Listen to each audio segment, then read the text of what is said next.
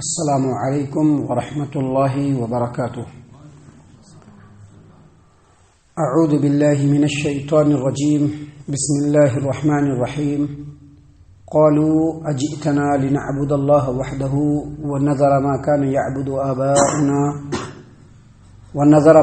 يعبد آباؤنا فأتنا بما تعدنا إن كنت من الصادقين۔ قال قد وقع عليكم من ربكم رجس وغضب أتجادلونني في أسماء سميتموها أنتم وآباؤكم ما نزل الله بها من سلطان فانتظروا إني معكم من المنتظرين۔ فأنجيناه والذين معه برحمة منا وقطعنا دابر الذين كذبوا بآياتنا وما كانوا مؤمنين۔ محترم سامعین کرام، سورۃ الاعراف سورہ نمبر 7 اور اسی صورت سے ابھی آپ کے سامنے آیت نمبر 70، 71، 72 یعنی 70، 71، 72 یہ تین آیات آپ کے سامنے تلاوت کی گئی۔ سامعین کرام، اس سے پہلے جو آیتیں ہم نے آپ کی خدمت میں پیش کی تھی، ان آیتوں کے اندر قوم عاد اور ان کے اندر بھیجے گئے رسول سیدنا ہود علیہ السلام کے بارے میں تذکرہ تھا، اور بتلایا گیا تھا کہ سیدنا ہود علیہ السلام نے جب اپنی قوم کے اندر دعوت کا آغاز کیا، لوگوں کی بت پرستی کے مقابلے میں توحید کی دعوت کو جب ان کے سامنے رکھا تو ان کی قوم کے لوگوں نے ان کو بے وقوف کہا اور کہا کہ تم ایک معبود سے چھوڑا کر اتنے سارے معبودوں سے چھوڑا کر کے ایک معبود کی طرف ہمیں عبادت کی دعوت دیتے ہو۔ سامعین کرام، تو اس کے جواب میں سیدنا ہود علیہ السلام نے اپنی قوم کے لوگوں کو یہ بتلایا کہ دیکھو، تم سے پہلے نوح علیہ السلام کی قوم گزری ہے، جن کے انکار اور تکذیب کی بنیاد پر اللہ نے ان کو ہلاک و برباد کیا، اور اللہ تبارک و تعالیٰ نے تم لوگوں کو بہت سارے نعمتوں سے نوازا، لمبے قد، مضبوط جسم اور بہت ساری نعمتوں سے اللہ نے تم کو نوازا۔ تو اللہ کی نعمتوں کو یاد کرو تاکہ تم نجات پا جاؤ، کامیاب ہو جاؤ۔ تو جب یہ بات سیدنا ہود علیہ السلام نے اپنے قوم کے لوگوں کو کہا تو قوم کے لوگوں نے جواب میں کیا کہا؟ دیکھیے، اللہ تبارک و تعالیٰ نے فرمایا، قالوا اجئتنا لنعبد اللہ وحدہ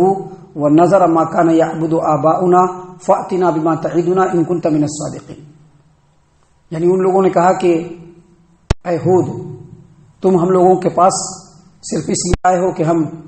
صرف ایک اللہ کی عبادت کریں، اور ہمارے باپ دادا جن معبودوں کو پوجا کرتے تھے، ان جن کی عبادت کیا کرتے تھے، کیا ہم ان کو چھوڑ دیں؟ فَأْتِنَا بِمَا تَعِدُنَا إِن كُنْتَ مِنَ الصَّادِقِينَ، تم کہتے ہو کہ ایک معبود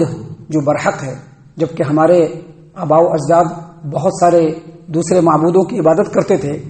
اگر تم سچے ہو تو ہم پر عذاب لے آؤ۔ سامعین کرام، یہ بالکل ویسے ہی ہے جیسے قریش کے لوگوں نے نبی اکرم صلی اللہ علیہ وسلم کو کہا تھا کہ وَإِذْ قَالُوا اللَّهُمَّ إِنْ كَانَ هَذَا هُوَ الْحَقَّ مِنْ عِنْدِكَ فَأَمْطِرْ عَلَيْنَا حِجَارَةً مِنَ السَّمَاءِ أَوْ ائْتِنَا بِعَذَابٍ أَلِيمٍ۔ یعنی قریش کے درمیان جب اللہ کے رسول صلی اللہ علیہ وسلم نے، چونکہ یہ ساری باتیں عرب کے اندر ہی اللہ تبارک و تعالیٰ نازل فرما رہا ہے، تو قریش کے درمیان نبی صلی اللہ علیہ وسلم نے جب ایک معبود برحق کی عبادت کی دعوت دی تو ان لوگوں نے کہا دعا کرتے ہوئے کہ اللہ تبارک و تعالیٰ، یہ جو محمد کہہ رہا ہے کہ یہ قرآن کریم آپ کی طرف سے حق ہے، اور نبی کو جو رسالت ملی ہے وہ آپ کی طرف سے حق ہے، تو اللہ تبارک و تعالیٰ ہم لوگوں پر آسمان سے تو پتھر برسا دے یا ہمارے اوپر کوئی عذاب نازل فرما دے۔ بالکل ویسے ہی قوم عاد نے سیدنا ہود علیہ السلام کے سامنے کہا۔ سامعین کرام، امام محمد بن اسحاق اور دیگر مفسرین نے ذکر کیا ہے کہ قوم عاد جن بتوں کی عبادت کرتی تھی ان کے کچھ نام تھے، مثلا ایک کا نام سودا تھا، دوسرے کا نام سمود تھا، تیسرے کا نام جو تھا وہ ہیبا تھا۔ تو یہ جو بت کے نام تھے، جواب میں سیدنا ہود علیہ السلام نے ایسے ہی کہا کہ قد وقع علیکم من ربکم رجس وغضب، یعنی اے میرے قوم کے لوگوں، تم لوگوں کی طرف تمہارے رب کی طرف سے عذاب کا نازل ہونا بالکل مقرر ہو چکا ہے، کیونکہ تم اللہ تبارک و تعالیٰ کو چھوڑ کر جن بتوں کی عبادت کر رہے ہو، یہ تو نہ نفع پہنچا سکتے ہیں اور نہ نقصان، اور دوسرا جو ان کے جو نام تم نے بنائے کہ ایک کا نام سودا، دوسرے کا نام سمود، تیسرے کا نام ہبا. یہ جو نام تم نے بنایا ہے یہ اللہ کی طرف سے نازل کیا ہوا نہیں ہے اور اس کی کوئی دلیل بھی نہیں ہے, یہ تم اور تمہارے باپ داداؤں نے یہ نام رکھ لیا. دیکھیے کیا فرمایا, اتجادلوننی فی اسماء سمیتموها انتم وآباؤکم, کیا تم مجھ سے ان بتوں کے بارے میں جھگڑتے ہو جن کے نام تم نے اور تمہارے باپ دادا نے رکھ لیے. آگے کہا ما نزل اللہ بہا من سلطان, اللہ تبارک و تعالیٰ نے اس کے اوپر کوئی دلیل نازل نہیں فرمائی. یہ نام تم نے اپنی طرف سے رکھے ہیں. یہ بالکل اسی طرح سے ہے جیسے قریش نے اپنے ہاں بتوں کے نام رکھے تھے. لات رکھا تھا نام, منات رکھا تھا نام, عزا رکھا تھا نام, حبل نام رکھا تھا, بعض بتوں کے بعض نام تھے. تو اللہ نے وہاں پر بھی سورہ نجم کے اندر بھی فرمایا ہے, سورہ نجم کے اندر,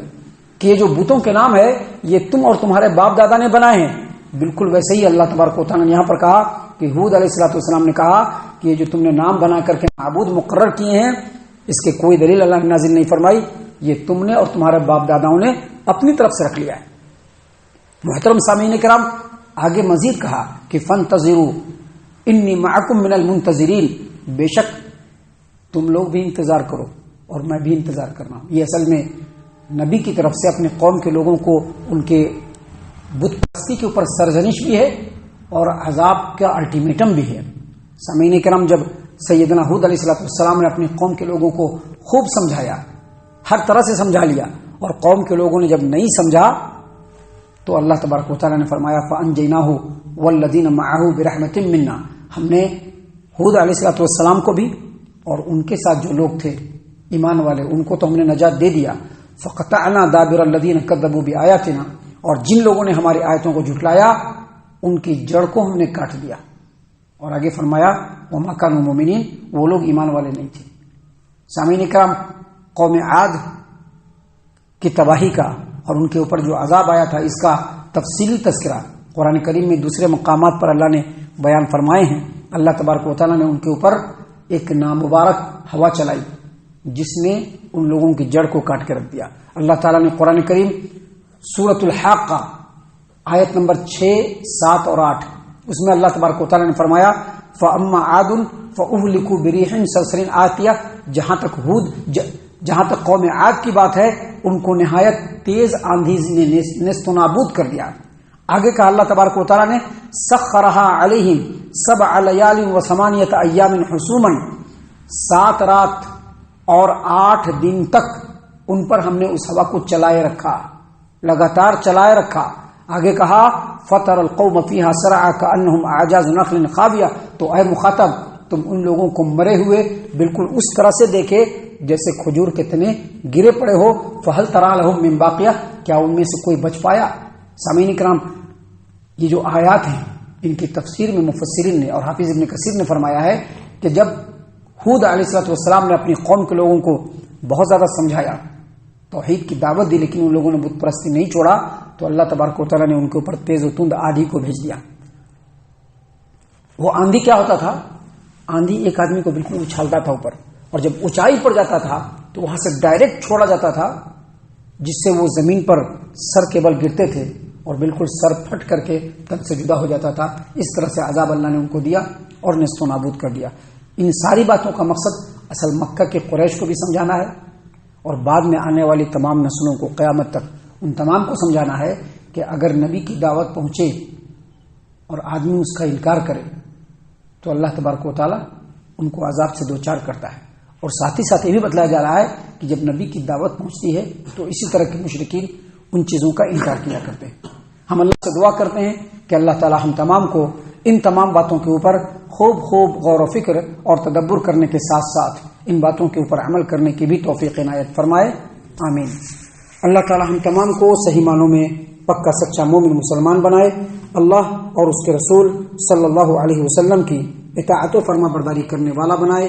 صحابہ کرام رضی اللہ عنہم کے طریقے پر چلنے والا بنائے, جنت الفردوس میں جگہ عطا فرمائے. اے اللہ ہم تمام کو جہنم سے پناہ دے, اے رب العالمین ہم تمام کو جہنم سے پناہ دے, اے مالک الملک ہم تمام کو جہنم سے پناہ دے,